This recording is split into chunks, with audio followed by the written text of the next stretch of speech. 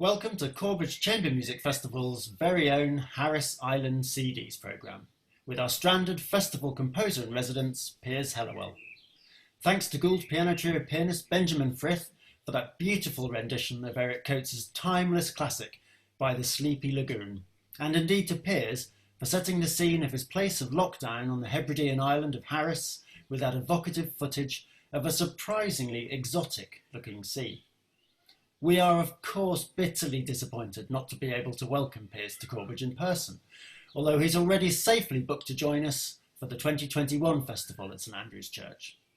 Our audiences have given a warm welcome to an incredibly distinguished lineup of composers in recent years, including James Macmillan, Sally Beamish, Mark Simpson, Hugh Watkins and John Caskin, and I know they would have been fascinated to meet Piers in person and to hear his music live. Welcome, Piers. Thanks so much for joining me today to talk about the chamber music that shaped you both as a person and as a composer. Thank you, Rob. It's so nice to be here. Oh, it's great you can join us from afar. Of course, we're not visiting a hypothetical island here because you have actually spent lockdown on an island at your home on Harris, and that's been central to your inspiration as a composer over many years. I know that chamber music features strongly in your output, and you've formed close relationships with a number of ensembles all over the world. The Schubert Ensemble, Stockholm Kammer Brass, the Friction Quartet in San Francisco. Tell us a little bit about your early exposure to chamber music and how this has influenced your path as a composer. Yes, I mean, I think I was schooled in the classics in a way that is probably quite uncommon nowadays and is a huge privilege. I grew up in a chamber music friendly home via my father, although it was all on LPs. I mean, it wasn't there wasn't live chamber music really at that point. But then I was at a school and I was incredibly lucky that they took chamber music very seriously. They had, and indeed still have, a subscription concert series, and they had professional artists. But even more amazing than that, they had teachers, the music staff, playing chamber music themselves. And I discovered a lot of music that way. So, you know, when I hear, for example, Schumann's Piano Quintet, I'm back there in that hall. The kind of intensity of that experience never leaves you when you're, you know, still, you know, a young teenager, I think. So we're going to hear a taster of some of these works that are important to you over the years. We will also provide some links to some performances that are particularly special to you for our listeners to go to after this programme. But Piers, tell us a little bit about your first choice of music. Well, when I was young, I spent probably 3 years between about 9 and 12 really listening to nothing but Mozart. And it was an intensity of experience that I've never really recaptured. And as I say, that gave me this idea that in chamber music, you're kind of alone as a composer with your inadequacies, maybe as the players are as well. It's a very exacting medium. It's kind of like the potting shed where, you know, you go to experiment and you do your private stuff there. Mozart certainly did his. So I could have chosen one of hundreds of works, but I went for the top. I went for the G minor string quintet, and in particular, the introduction to the finale.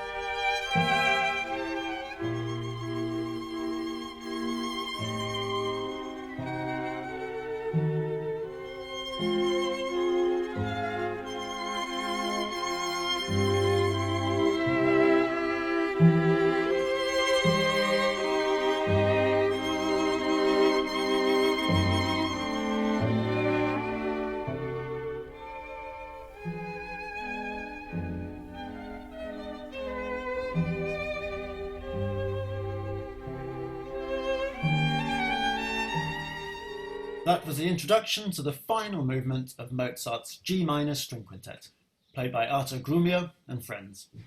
And on screen, you saw one of Piers' own stunning photographs of landscapes of the Isle of Harris. Piers, no doubt you consciously and subconsciously absorbed much from being surrounded by Mozart as a child, but it's a big step from admiring and recreating the music of other people and actually wanting to create your own. Which instrument did you learn as a child? And do you still think through an instrumental voice when you imagine your musical lines? Well, I should say that I was already composing at that time that I mentioned. So my way of getting into composing was to kind of imitate things I knew, starting with the kind of Baroque piece that I was, playing. And then I went to writing kind of pastiche classical stuff. And then, some terrible kind of late romantic things where, of course, my lack of harmonic technique kind of started to matter and so on. So I sort of worked my way forward as a composer, starting, age 5 sort of thing.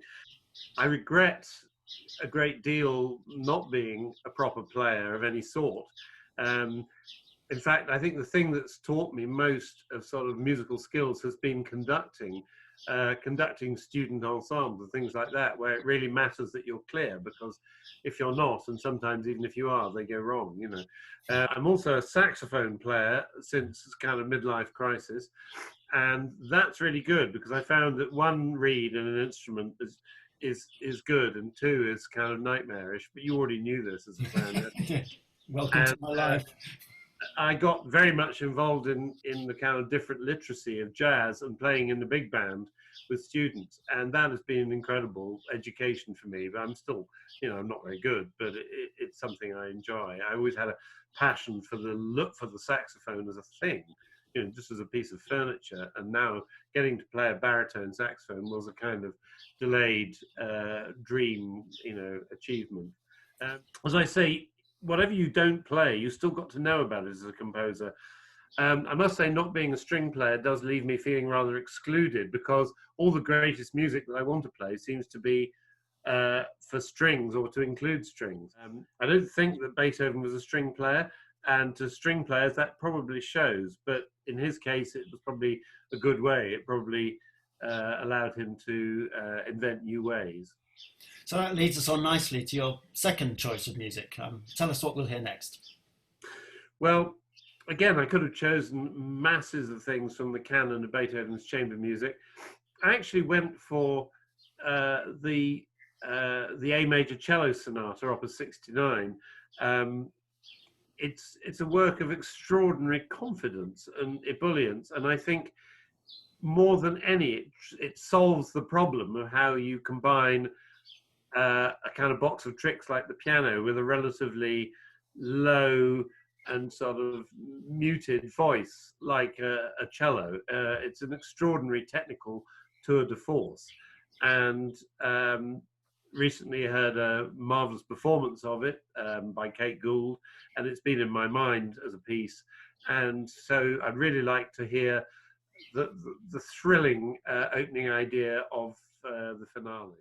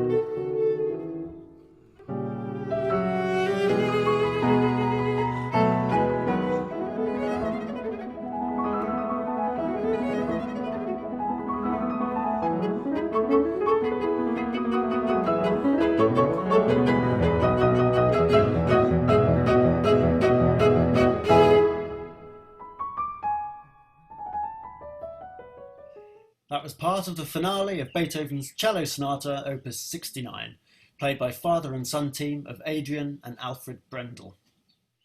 As a young composer, did you make a conscious choice of a path to take, or is the process more intuitive than that?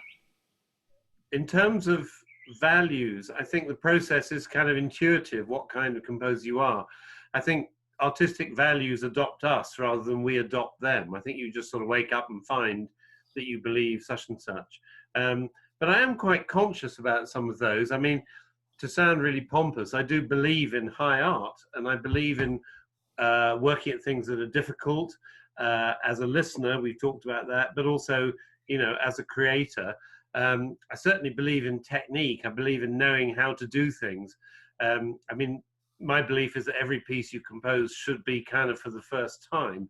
So, you know, you sit there being stuck and thinking, I've done this, you know, umpteen times before, why can't I do this? That tells me that I'm doing the right thing. That's what you should feel. But all these things are, as I say, out of fashion. They're all part of why I kind of revere Brahms above, you know, almost every other composer. There's a great essay by the musicologist Karl Dahlhaus in which he puts Brahms and Wagner alongside each other as answering the same question in the 19th century in different ways. How do you sustain a large work? And I welcome this because to me, in different ways, Brahms and Wagner are kind of giants at the 19th century crossroads between you know, ancient and modern.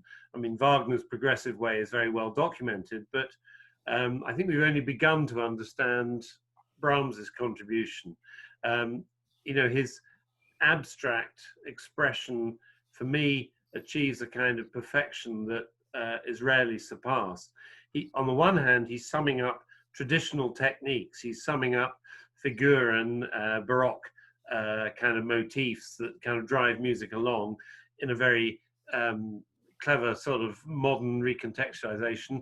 Ground bass obviously plays a lot of a role. On the other hand, he's also playing with modern things, with weird phrase distortions and harmonies that point forward. So, as I say, he's a crossroads person. And a particular feature that interests me is that, like Mozart, he's one of very few composers who don't seem to have any weak pieces. If you hear a work by Brahms, I'm talking about the chamber music today, really. If you hear a work by Brahms, it's quite possible that it's the greatest piece that he wrote. I mean, any of them might be the greatest. There's much less of that early, middle, and late stuff as well. So, you know, I normally value a sense in a composer that they evolve, that they're writing what they couldn't have written before. But with Brahms, I mean, you could tell me that his 3 piano trios or his 3 violin sonatas were actually in the reverse order, and I'd believe you. But, you know, he destroyed a lot of work. Unless it was really good, he destroyed it. And what a discipline.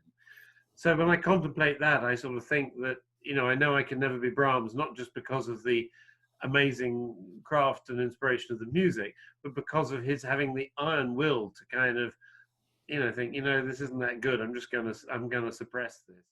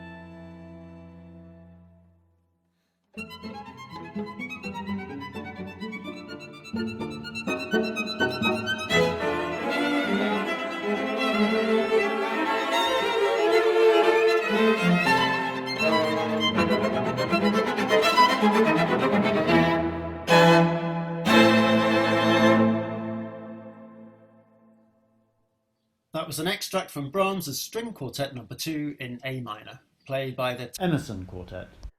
You've lived in Belfast, Piers, and held distinguished posts at Queen's University for 40 years. Has living and working there influenced your creativity and your opportunities as a composer? That's a good one. I think in plus and minus ways. I mean, Northern Ireland's still seen as a very blurred image by the rest of the world, and probably people don't realise that it's a terrific provincial arts hub. It certainly is. It's a very vibrant place, a place where one can be having, discussions about avant-garde things, a place where there's a lot happening, or was before the lockdown, despite, terrible funding problems, which I suppose are not restricted to there. The downside of there is that it's much harder to run an international career since, people just sort of don't really remember that anything is there. I took on that struggle in return for such a fabulous lifestyle because, everything is cheaper, smaller, there's no commute, I never have to take the car out, wonderful people, cafes everywhere, close colleagues. It's one of travel's best kept secrets. The music that I produced, funnily enough, has a kind of affirmative, a lot of people hear a kind of positive, upbeat kind of thing in it, which is not that common in new music. I don't quite know why that is. If I start trying to write an aggressive kind of downbeat, very sort of furrow-browed piece, it seems not to come out that way. A lot of new music does kind of scream, and I sort of tend to avoid that because one scream is much like another. I remember once Håkan Hardenberger, the trumpeter, saying of my brass double concerto, Corps de Chasse, he'd been playing Endless Parade by Birtwistle, which is not especially jolly, I don't think. And he said, Corps de Chasse is like a jolly endless parade, he said. So I seem to be stuck with that kind of upbeat flavour. That's not a bad problem to have, I would say. Piers, tell us about your fourth choice of music. Well, no composer really screams to me life force more than Janacek. Janacek's operas have so much defiance in them, and of course his life story, Warts and All, is a kind of parable of undimmed energies, amongst which I also identify with his serving a very long apprenticeship in a provincial place, away from fashionable activities of the time. So I sort of know a bit about that. So it would be really nice to have some Janacek. And again, in the chamber sphere, the quartets are very celebrated, but I went for something that is heard slightly less, his amazing violin sonata.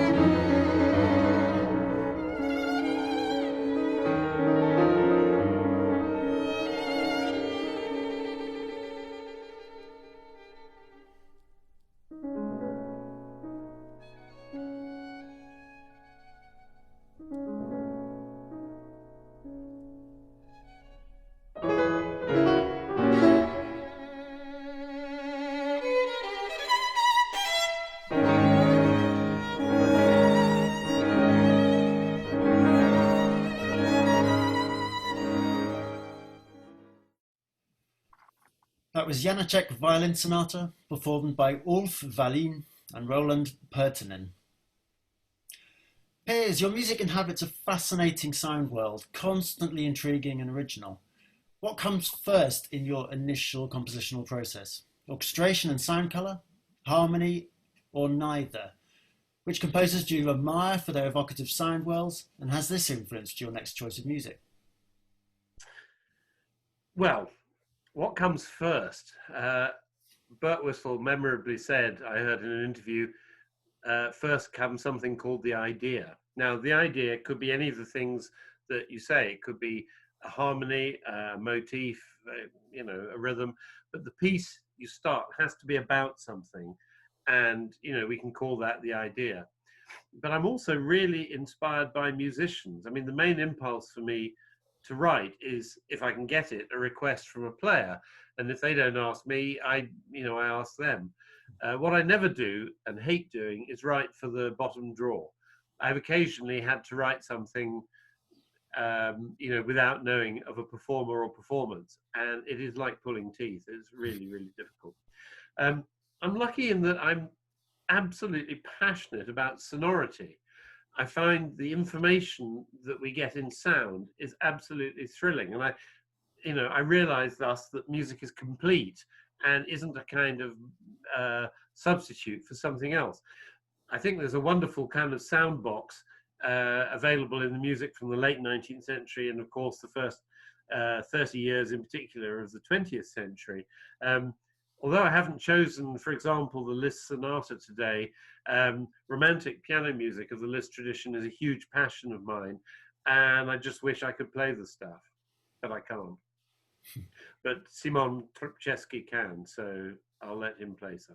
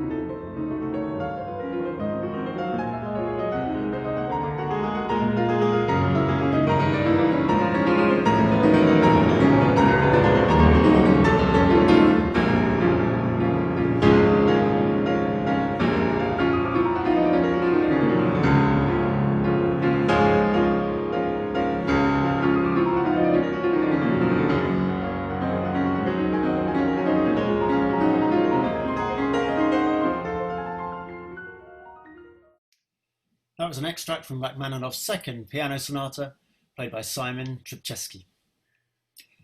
So, Piers, in you we have an English composer who spent much of your working life in Belfast, but like other composers such as Peter Maxwell Davies and Sally Beamish, you've found inspiration on a Scottish island. I've lived and worked in Wales for 20 years now, and I can relate to such conflicting identities. Do you think this has influenced your music? And where do you feel your real home is? Well, my whole life has been about kind of not quite fitting wherever I was, about being split in location. It's true that Scotland is where I feel sort of now I've got home, but actually I'm very suspicious of the kind of sense of belonging, which I think, particularly for artists, can kind of turn parochial. I think not belonging is an important kind of a creative discomfort that's quite useful for artists. And as a displaced English person who hasn't lived in England since 1981, I find it encourages seeing the world from multiple viewpoints. You may maybe feel the same. It's important that you kind of see from the perspective of different places, as if you're looking over different garden fences. So that's been important for me, yeah. And during our collaboration, of course, you were aware of my love for the English romantics, for want of a better term, and my recordings of Finzi, Howells and Bach's, etc. For me, this music has such an elemental emotional connection, but it's difficult to pinpoint exactly why. Has English music specifically been an influence to you? And if so, what in particular in it do you relate to? Yes, it has been, and I think that I probably sound like an English composer still, without meaning to. I've always been susceptible to the pastoral tradition. That might be an element of nostalgia. I certainly every spring I kind of miss elements of the English spring if I'm not there. Um, but actually, it's more for me about landscape. I'm huge on sense of place, and where others tend to read emotions into sound, I think I find it easier to find it associated with places or with sense of landscapes. So music often makes me think of locales, and I have a very strong sense of when I'm in a new place, I sort of want to get the feel of it. The piece is The Curlew by Peter Warlock, and it has great resonance for me because not only is it an evocation of Yeats's poems, um, which particularly about they kind of evoke an Irish landscape. But soon after going to Belfast, I got a student group together to perform this piece, and we had an amazing time with it. It resonates for me as the work in which Warlock, as an English composer, said something which I think is authentic about his subjective view of Ireland and a kind of Irishness. It was also a means of binding me to a wonderful group of then students and to new places, and very much to the sense of that I was in a part of Ireland, which was a new reality for me.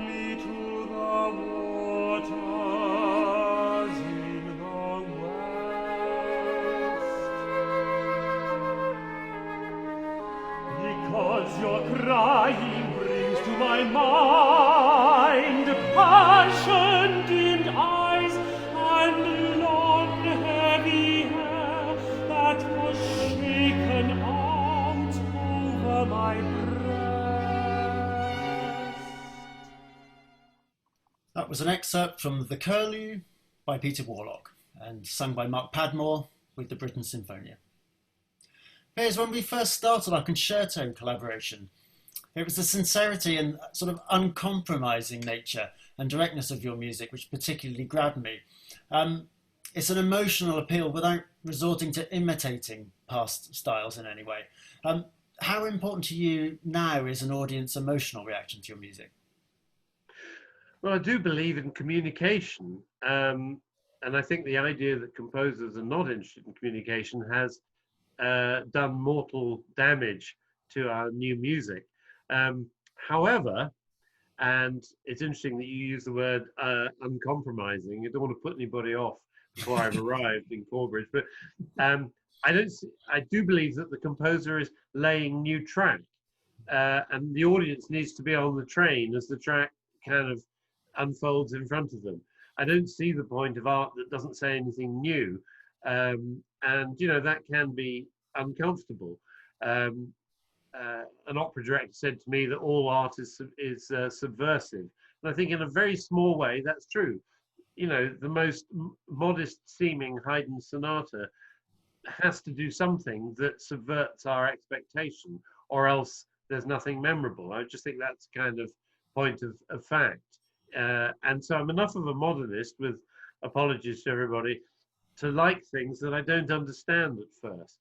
And I think you know, going back to something and hoping to get more out of it later is very important.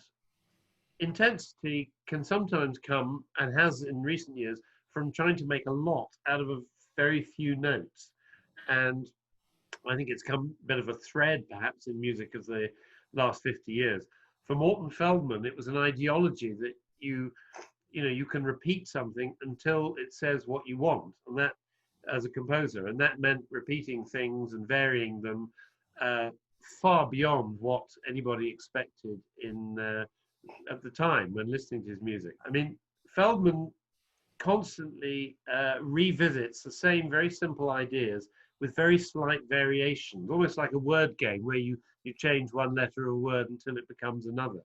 But certainly in his late piece for John Cage, what you get is a translucent study in gentle sonorities, and it just seems endlessly beguiling. It's different every time I hear it.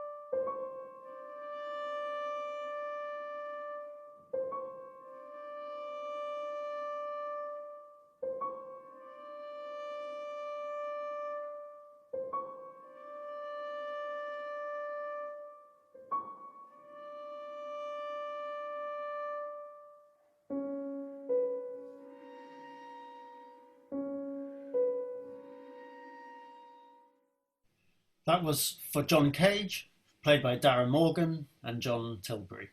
Some composers have responded to their environments by incorporating folk music into their music. And of course, this tradition is particularly strong in Ireland.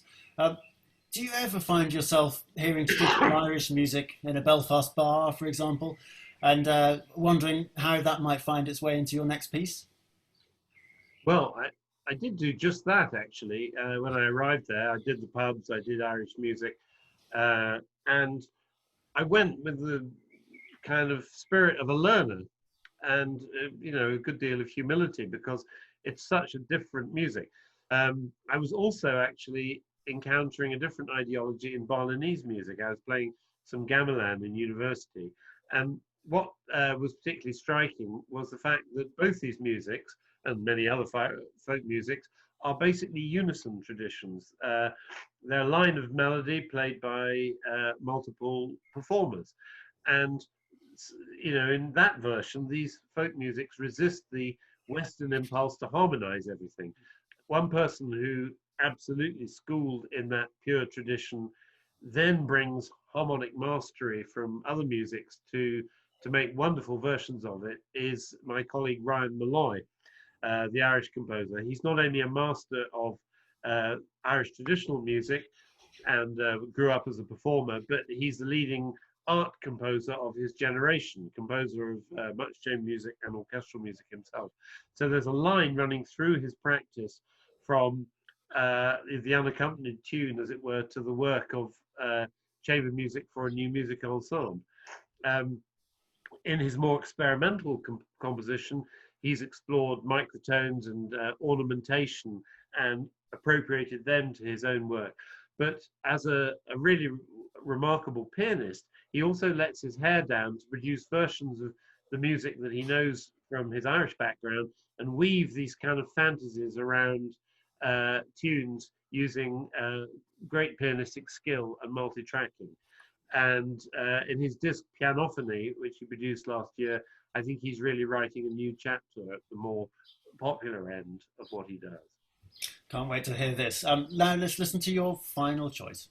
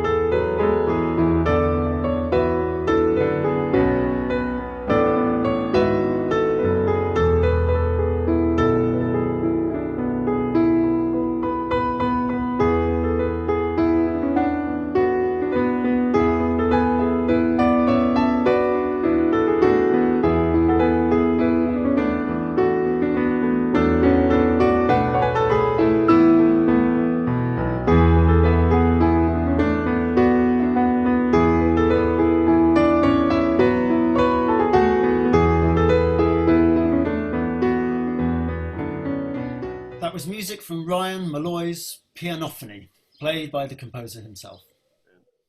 So I imagine you'd relish the solitude of a truly deserted island. But how would you cope with the practical problems of living alone? Building a shelter, hunting for your food.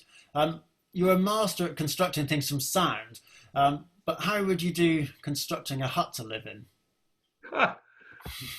Yeah.